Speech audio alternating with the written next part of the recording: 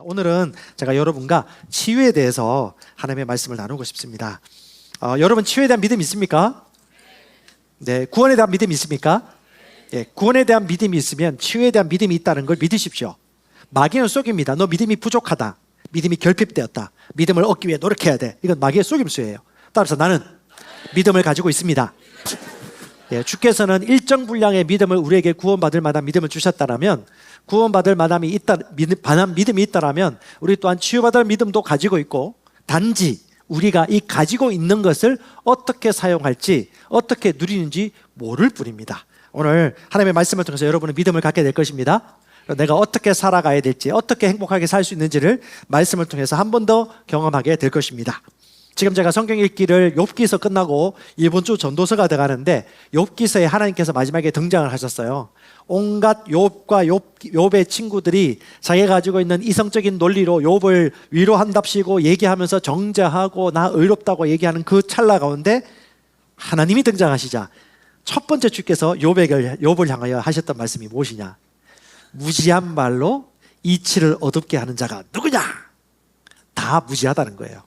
그리고선 하나님이 하나님의 말씀을 말하십니다.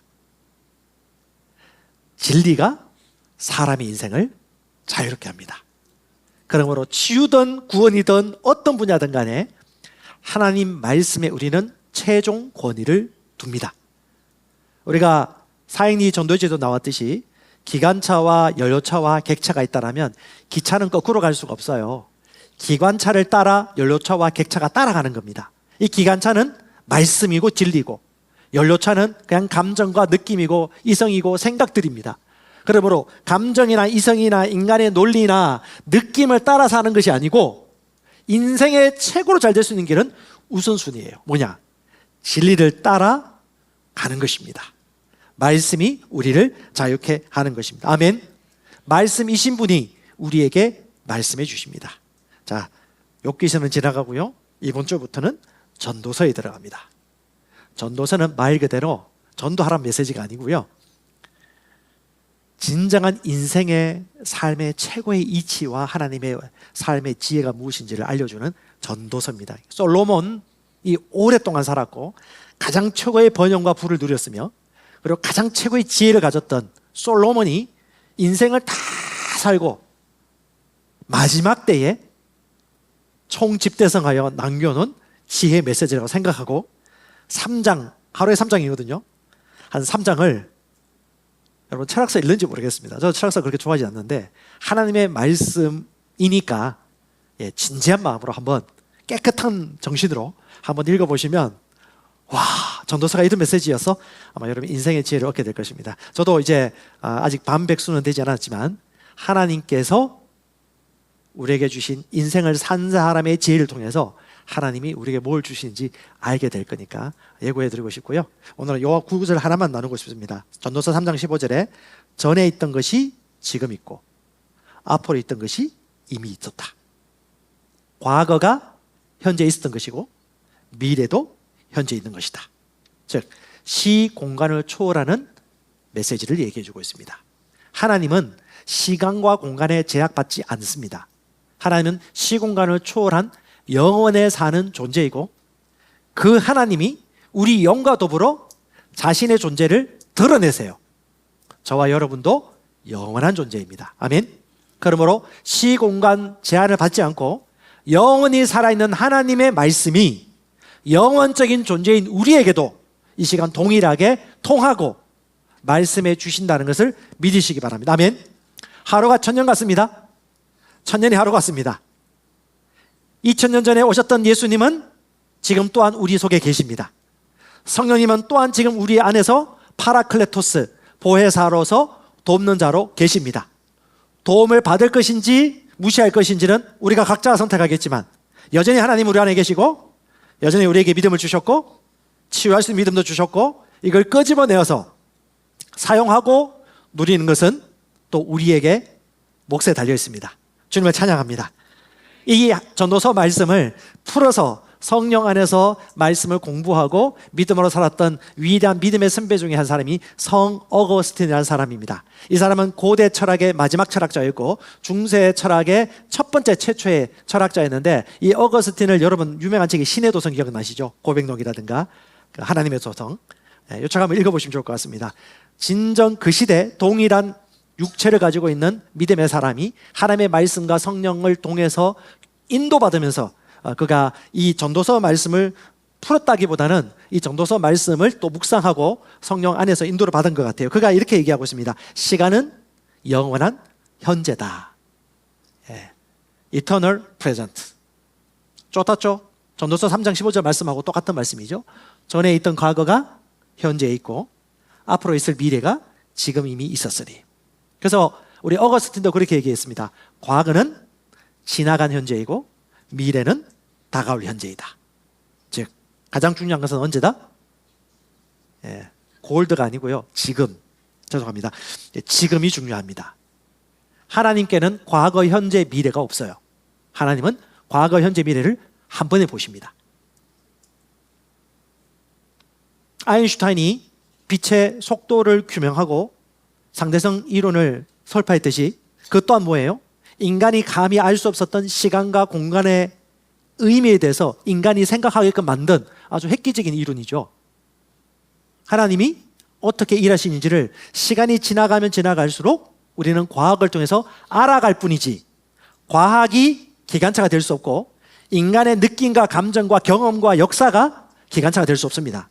하나님이 보여주신 빛, 계시와 하나님의 진리인 말씀이 우리의 기관차가 되는 것입니다. 아멘. 그러므로 저와 여러분도 오늘 하나님의 말씀을 통해서 진리를 알게 될 것입니다. 하나님은 영원을 초월하신 분이십니다. 그분이 얘기하셨습니다. 그러므로 이렇게 적용하시면 좋을 것 같아요. 2000년 전에 계셨던 예수님의 십자가가 오늘 우리의 속량입니다. 수천 년 전에 있었던 아담과 하와의 죄가 지금 이 시간 인간들 가운데 그 죄가 역사함으로 말미암아 우리 모든 저주의 근원이 되었습니다. 똑같습니다. 수천 년 전에 있었던 그 예수의 십자가와의 죽음과 속량이 언제요? 지금. 미래 지을 죄도 지금. 그래서 예수께서 이미 속량해 주셨습니다. 그러므로 우리는 죄를 지을 수 없습니다. 어둠에서 빛으로 옮긴 자가 어떻게 어둠의 옷을 다시 입을 수 있습니까? 거지가 되었던 사람이 다시 부유하고 형통한 자가 되었는데 어떻게 다시 거지의 옷을 입고 살아갈 수 있겠습니까? 죄인이 아닌 의인이 되었는데 어떻게 죄의 행실을 따라 살면서 아무 의심 없이 양심 없이 살 수 있겠습니까? 말이 되지 않는 것이죠.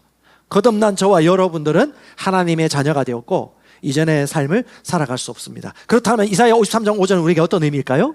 바로 오늘 이 자리에 똑같이 하나님이 지금 우리에게 말씀하시고 있는 현재의 메시지죠. 뭡니까? 읽어볼까요?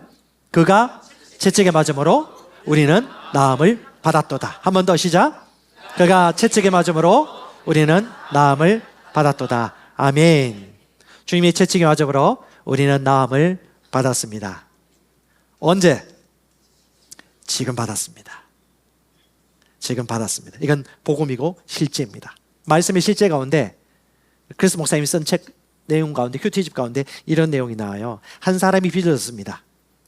1억에 대한 빚을 갚으라고 계좌번호가 왔습니다. 전전긍긍하면서 어떻게 갚을까 하는데 갑자기 뒤에 있는 우리 예쁜 집사님께서 지나가다가 그 소식을 알고 난 이후에 계좌를 따가지고 직접 1억을 송금해버렸어요. 그 순간 그 금융기관에서는 돈이 입금된 걸 알고 다시 박신득 집사에게 입금을 하십시오라고 얘기하면 당신은 뭐라고 얘기하실 거예요? 이미 1억 송금됐는데 또 갚아야 됩니까? 그럴 필요가 없죠. 예. 아파트 관리비 낼 때 누구 이름으로 보내십니까? 예. 아내 이름으로 넣든 누구 이름으로 넣든 어차피 그 계좌는 집사님 계좌 아닙니까? 충족되면 다시 관리비 넣을 필요 없거든요. 예수님이 값을 치렀으면 우리가 값을 치를 필요가 없습니다. 치유도 마찬가지입니다. 죄도 마찬가지입니다. 죄의 값을 주께서 속량하셨습니다. 치유에 대한 질병에 대한 저주를 주께서 속량하셨습니다. 그러므로 그건 우리가 질 짐이 아니에요. 주께서 채찍에 맞으심으로 우리는 고침을 받았습니다. 주께서 죄가 되심으로 하나님의 의가 되었습니다. 주께서 가난하게 되심으로 말미암아 우리를 부욕해 하셨습니다. 아멘. 그러므로 이것이 실제이고 우리는 받아들일 뿐입니다. 치유도 마찬가지입니다. 기본 전제는 뭐예요? 이 모든 것이 하나님의 은혜입니다. 은혜를 더 알기를 원합니다. 첫 번째, 치유의 기본 전제, 치유는 직접 하나님으로부터 오는 것입니다. 하나님이 감당하셨고 하나님이 주신 선물입니다. 아멘. 그래서 신유입니다. 하나님의 치유, 거룩한 분이 주신 은혜의 선물, 신유. 신유는 하나님께로부터 직접 오는 것입니다. 그러므로 치유에 있어서 모든 사람들은 그 신유해 주시는 하나님의 통로가 될 뿐입니다.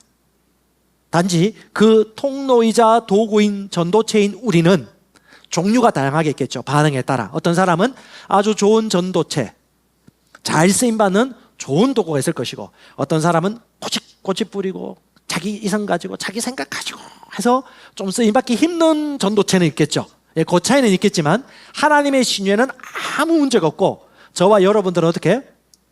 어린아이 같은 마음으로 하나님이 그렇다고 말씀하신 것은 그렇습니다라고 받아들이는 것이 뭡니까? 큰 믿음입니다. 그래서 예수께서 얘기하셨습니다. 어린아이 같이 아니하고서는 하나님 나라에 들어갈 수 없느니라. 주님이 내게 말씀하신 것을 우리는 믿습니다. 그럼 그 말씀대로 그대로 됩니다. 주님을 찬양합니다. 그래서 저와 여러분들은 어떻게 해요? 하나님 탓할 필요 없어요. 뭡니까? 나는 성장하고 있습니다. 나는 지금 더 알기를 원합니다. 내게 믿음이 부족한 것은 아닙니다.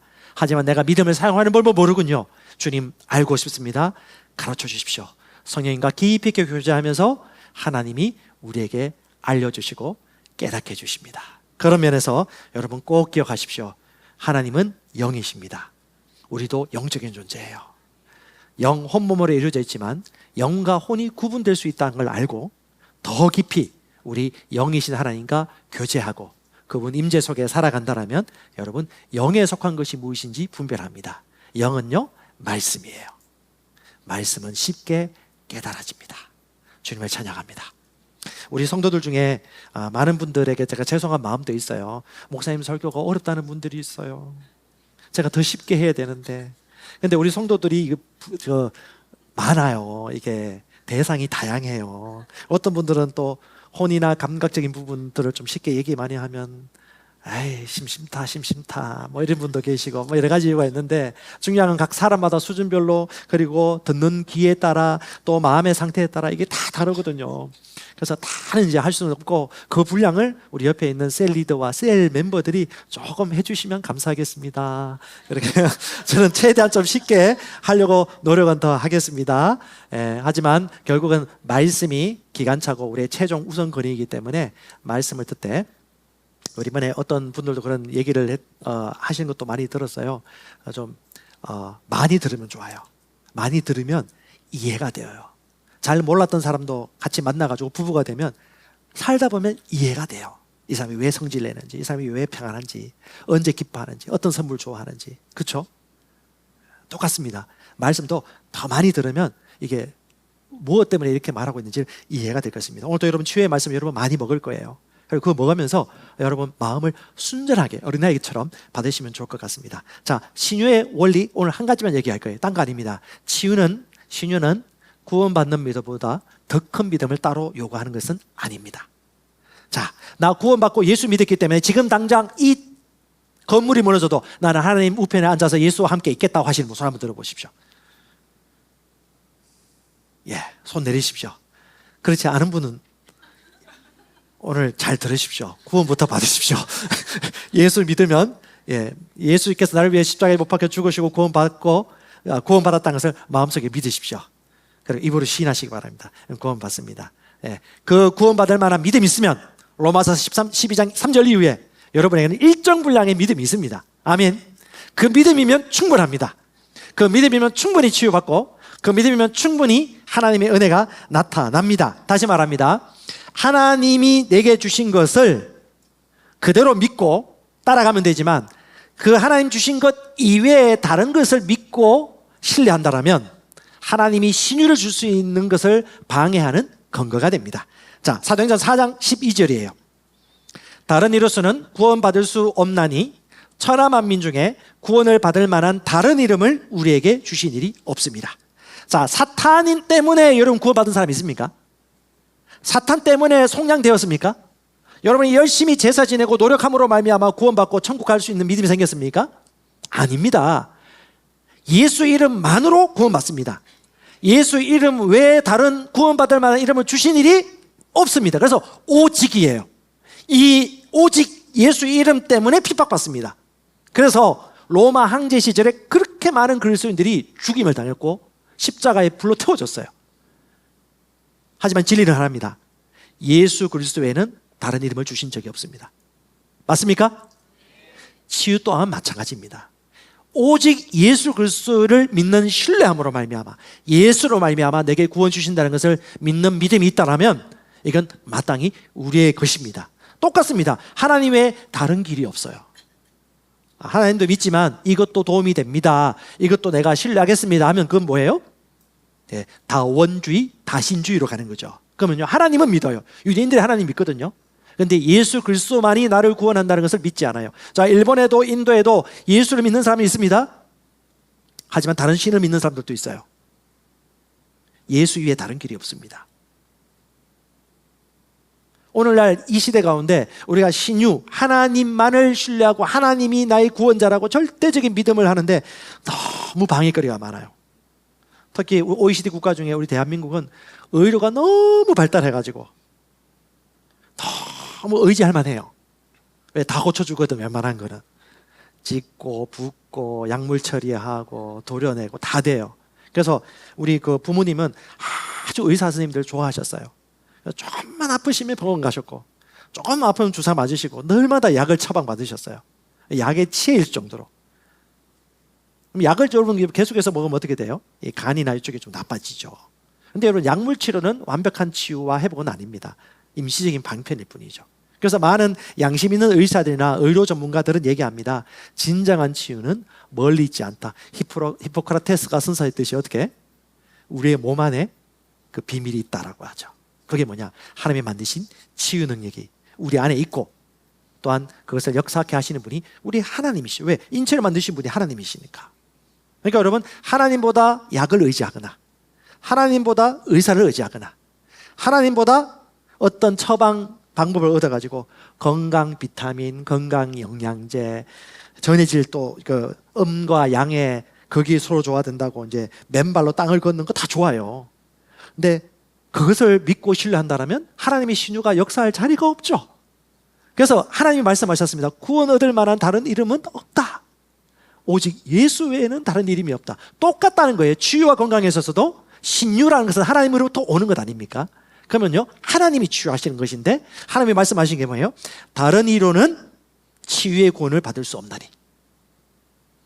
천하 사람 중에 구원받을 만한 치유에 있어서 다른 이름을 우리에게 주신 일이 없음이라고 얘기하는 것입니다. 한 여자가 한 남자가 만나서 결혼을 해요. 그러면 다른 남자 만나도 되겠죠 라고 옵션을 두는 순간 뭐예요? 그건 하나님의 결혼 언약을 망가뜨리는 거죠. 성경에는 그런 언약을 망가뜨리면 그게 뭐예요? 믿음이거든요. 다른 여자, 다른 남자 4명이 같이 살아도 되겠는데, 그렇죠? 그게 뭡니까? 믿음이 없는 것이죠. 신뢰를 어겨버린 것이죠. 주께서 말씀하셨습니다. 그래서 아사왕, 구약의 아사왕 같은 경우는 그렇게 믿음이 신실한 사람이었지만 말년에 이걸 놓쳐버렸어요. 처음부터 그랬던 사람 아닙니다. 말년에 마음과 생각을 놓쳐버렸습니다. 어떻게 해요? 아사가 왕이 된 지 39년째에 발에 병들어서 매우 위독했다. 죽을 병에 걸린 거예요. 발병이 심했는 것 같아요. 어떤 병인지 모르겠지만 그때 여호와께 구하지 아니하고, 역대기 기자가 왜 이 얘기를 썼을까요? 여호와께 구하지 아니하고. 그러니까 치유받을 수 있음에도 불구하고 여호와께 구하지 않았다라고 기술하고 있는 겁니다. 객관적으로. 우리 성경 관점에서 보셔야 돼요. 주관적으로 보지 말고 여호와께 구하지 아니하고 의원에게 구하였더라. 쉬운 말은 그의 병이 심했지만 아사는 주를 찾지 않고 의사들에게만 의지했더라 라고 하고, 이 히브리어가 찾다, 구하다는 말이 다라시라는 단어예요. 이 단어의 뜻이 뭐냐면 조심하여 구하다, 알아보다, 자주 드나들고 가다라는 의미예요. 하나님께 조심해서 구하고 알아보고 드나들면서 묵상하고 찾는 태도는 젊을 때 있었는데 마지막 말년에는 그렇지 않았더라. 그래서 어떻게 해요? 결국은 죽습니다. 이 말은요, 의학을 무시한다는 말이 아니에요. 성경이 말하는 의도를 보세요. 여러분, 저는 남자입니다 라고 하는 말이 여러분이 남자가 아니란 말이 아니에요. 저는 남자란 걸 얘기하고 싶은 것입니다. 똑같습니다. 의학의 도움을 받는 것이 잘못됐다는 것이 아니고 뭘 얘기하냐? 치유의 하나님보다 다른 것을 의지하거나 믿는다라면 신유가 나타날 수 없는 근거가 되는 것입니다. 유명한 치유사역자인 잔지 레이커 박사님 같은 경우는 생리학은 몸을 다루는 의학이고 심리학은 혼을 다루는 학문이고 성령과 말씀은 우리 영에 대한 인간 본질에 대한 학문이라고 얘기하셨는데, 실제 인간의 심연의 가장 깊은 것은요 보이지 않는 거예요. 그게 뭐냐? 영혼이거든요. 신유는 몸의 영역이 아닙니다. 영혼의 영역입니다. 영혼의 영역에서 결론 나면 몸의 영역은 따라가요. 몸에 집중하면 영혼의 영역이 회복되지 못하면 늘 재발하거나 고통을 겪어요. 결국은 뭐냐?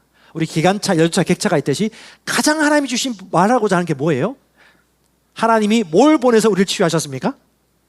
아멘. 말씀을 보내사 우리를 치유하셨습니다. 죄를 제거하셨습니다. 아멘. 말씀으로 마귀를 쫓아내셨습니다. 아멘. 똑같은 원리예요. 하나님의 말씀은 똑같이 역사하고 있습니다. 사울 왕도 똑같은 일을 저질러요. 제일 처음에는 잘생겼고 키도 크고 하나님을 신뢰했던 사람인데 나중에 교만해가지고 어떻게 해요? 나를, 사울이 얘기합니다. 말년에 나를 위하여 신접한 여인을 찾아라. 무당 귀신을 찾는, 무당 여인을 찾는 거예요. 그래서 하나님께서 뭐라고 말씀하시냐면 역대상 10장 14절에 여호와께 구하지 묻지 아니하였으므로 여호와께서 다윗에게 왕위를 넘겼더라라고 얘기해요. 그러니까 하나님께 구했다라면 하나님이 넘기지 않았을 거야. 근데 하나님이 그걸 보았기 때문에 결국 다른 데 넘길 수밖에 없었다라고 얘기하는 것입니다. 자, 하나님께 믿음으로 살았던 시절로 돌아가 봅시다. 아사 왕은 어땠느냐? 언제 치유받고 구원받고 강건했느냐? 그 전으로 돌아가 보시면 역대하 14장 11절에 말하고 있어요. 그때 제가 아사 얘기를 한번 볼까요? 같이 한번 읽어보겠습니다. 아사가 그의 하나님 여호와께 부르짖어 이르되 여호와여, 힘이 강한 자와 약한 자 사이에는 주밖에 도와줄 리가 없사오니. 아멘. 주밖에 나를 도와줄 사람이, 그때는 의지할 자가 없었어요. 의사도 없었고 다른 뭐 병사도 없었고 당나라도 없었고 일본도 없었고 미국도 러시아도 없었어요. 오직 하나님. 결론 났습니다. 하나님 그걸 보셨어요. 아셨습니다. 그리고 하나님은 그의 믿음대로 응답해 주셨습니다. 우리에게도 믿음이 있습니다. 믿음을 사용하면 돼요. 없는 게 아니에요. 히스기야도 똑같습니다. 죽을 때가 돼가지고 너 몇 년밖에 남지 않았다고 했을 때 히스기야가 낯을 벽으로 향합니다. 그리고 벽을 향했단 말이 뭐예요? 결단했다는 거예요. 심령이, 영혼이. 하나님과 대면합니다. 주님, 생명을 연장시켜 주시옵소서 라고 하면서 그가 했던 말이 뭐냐? 여호와여 구하오니 내가 진실과 전심으로 주 앞에 행하고. 지금도 똑같다는 거예요. 나도 지금도 진실과 전심으로 주님을 향하고 있습니다. 영어로 보니까 너무 인상적이에요. In truth and with a loyal heart. 충성된 마음으로. 온 마음이라는 뜻이에요. 온 마음. 온 마음을 다해 진짜 내 중심으로서부터 하나님을 신뢰합니다. 하나님밖에 없습니다 라고 인정하는 거죠. 그러니까 어떻게 해요? 하나님께서 그의 생명을 연장해 주셨습니다.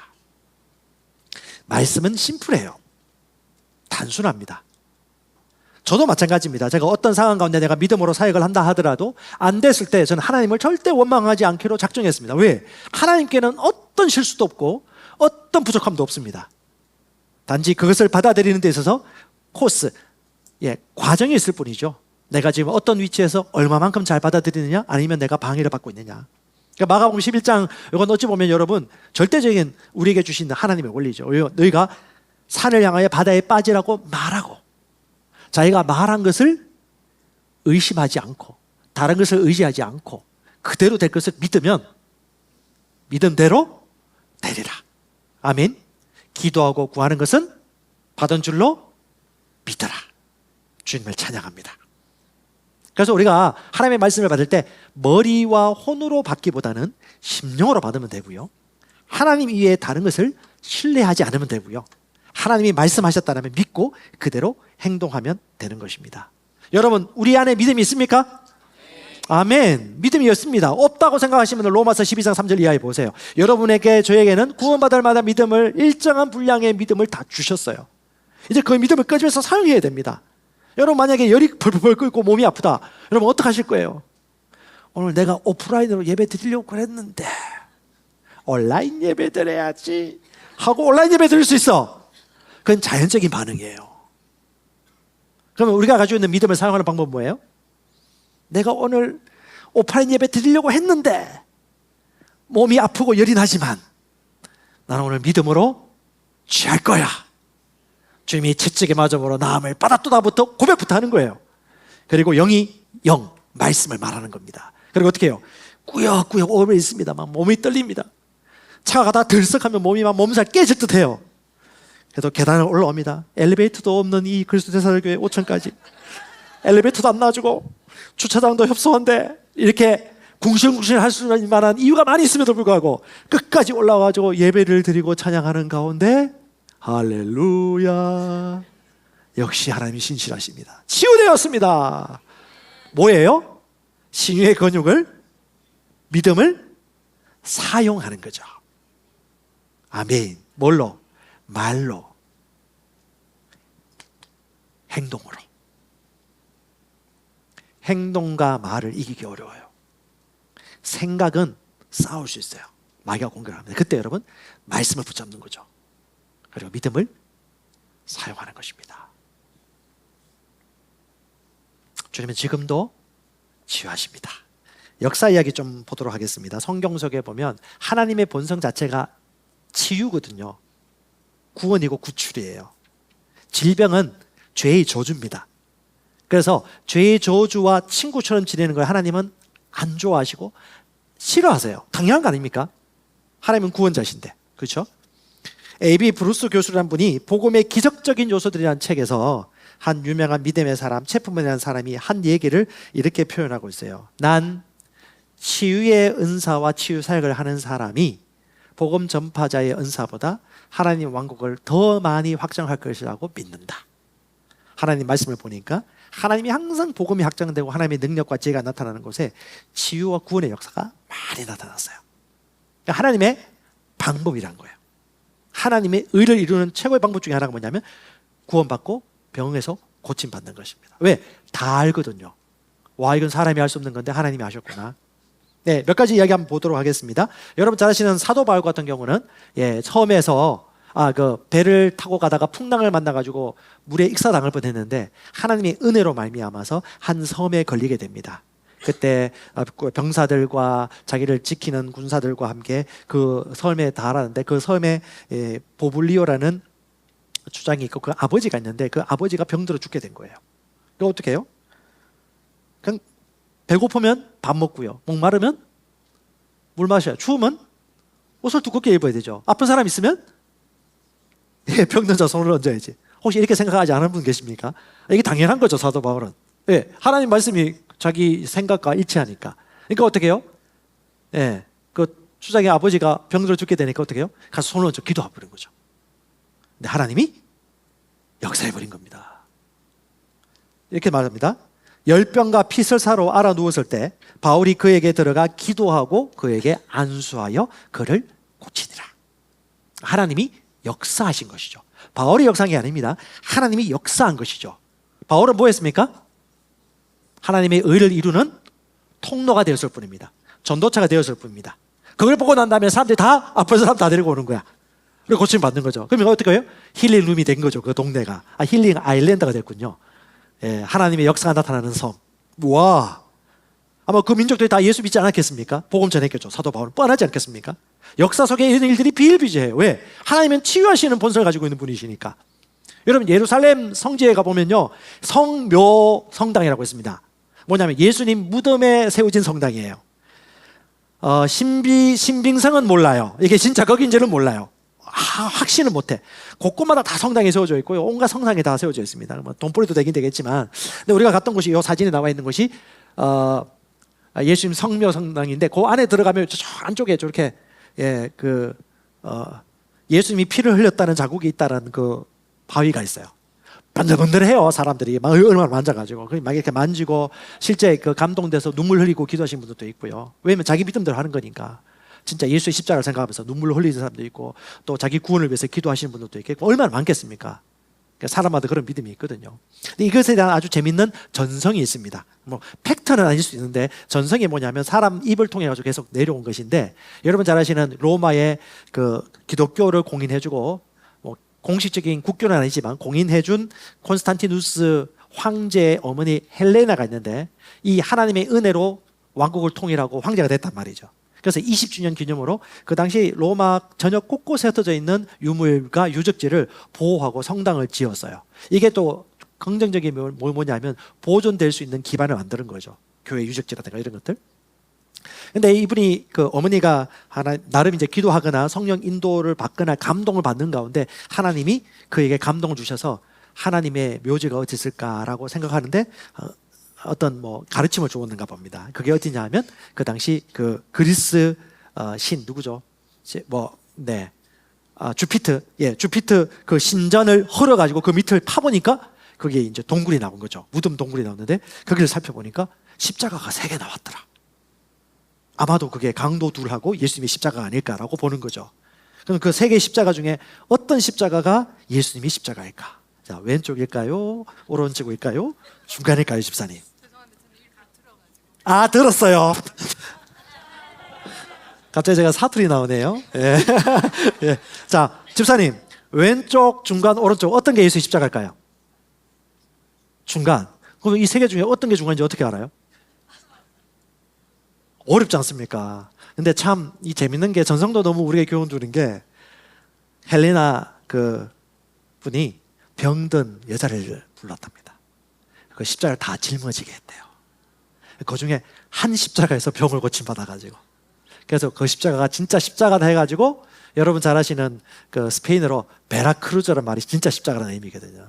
지금 차 베라크루즈 타시는 분 진짜 십자가를 타고 다니는 겁니다.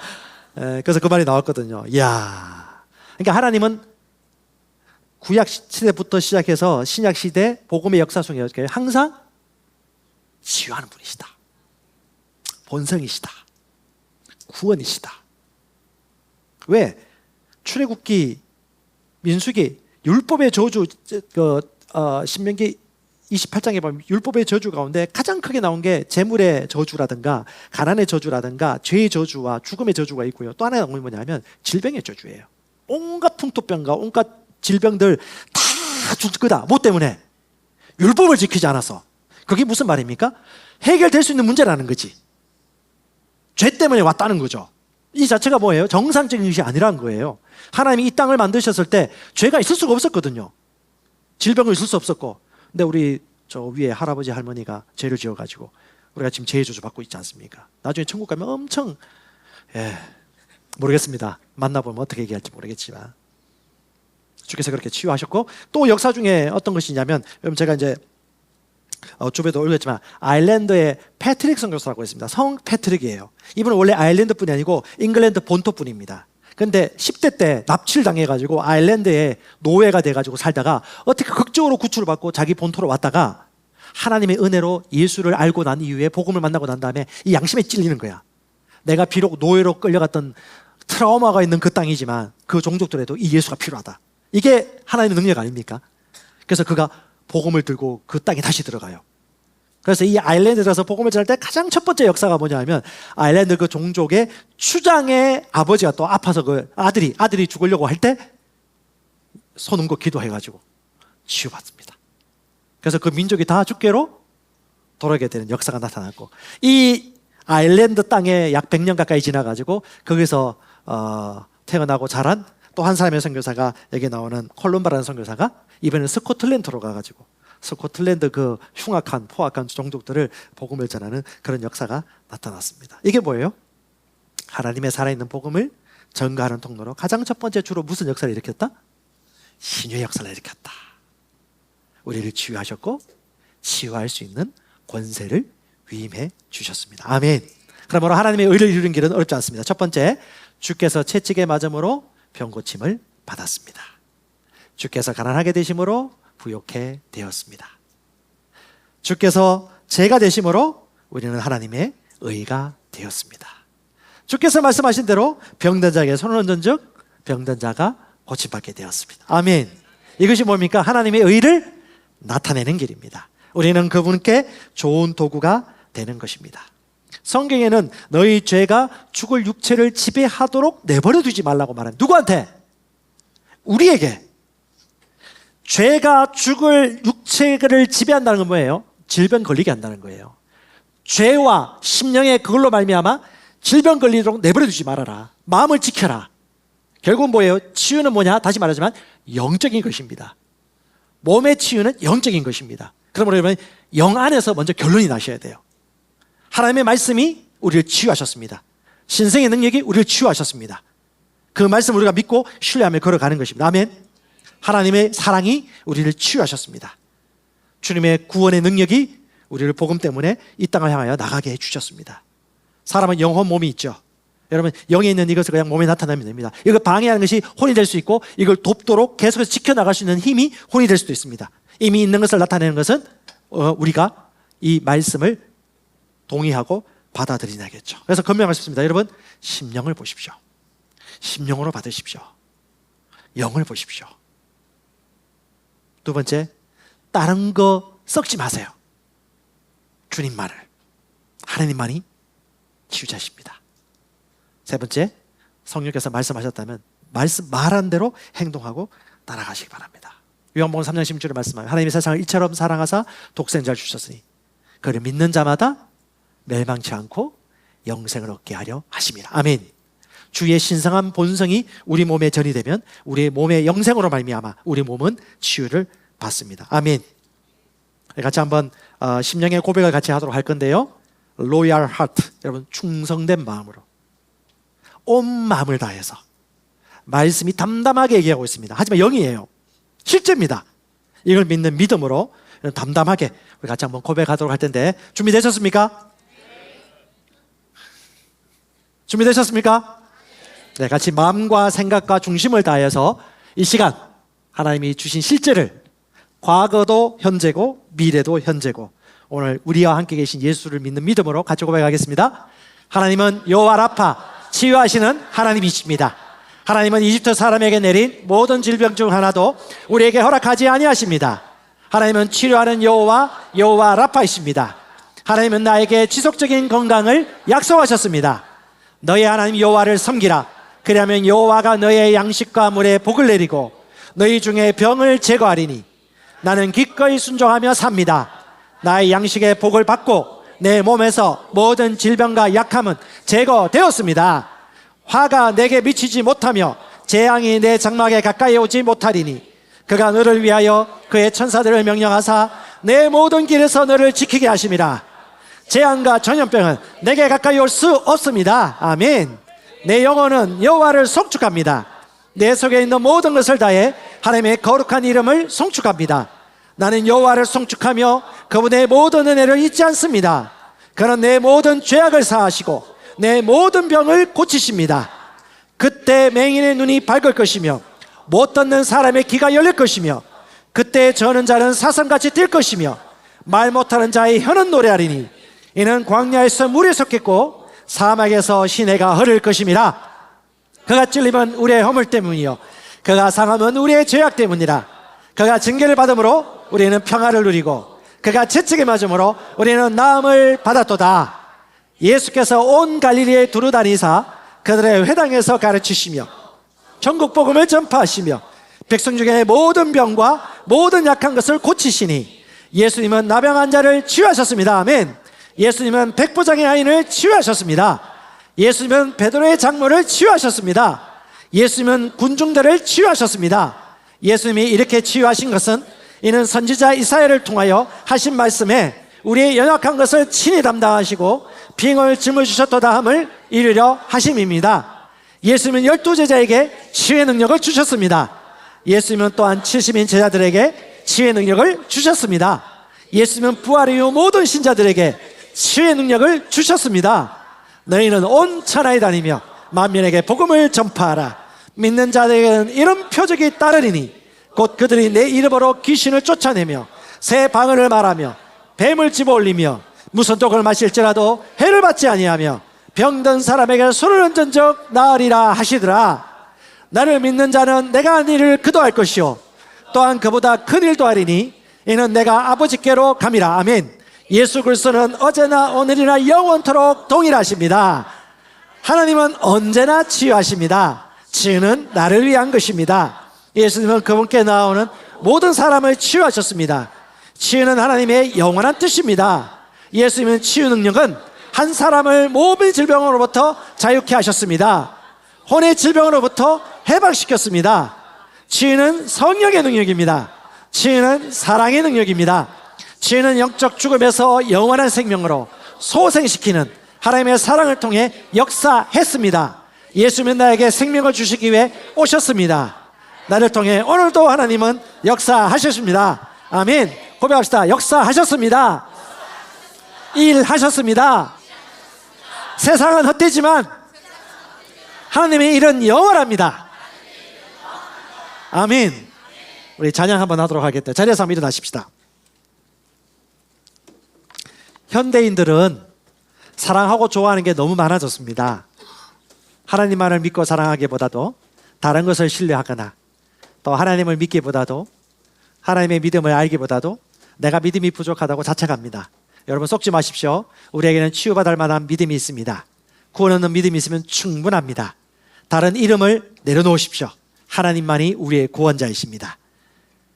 신유의 고백을 놓치지 마십시오. 우리가 믿는 대로 말합니다. 그리고 말한 것을 가집니다.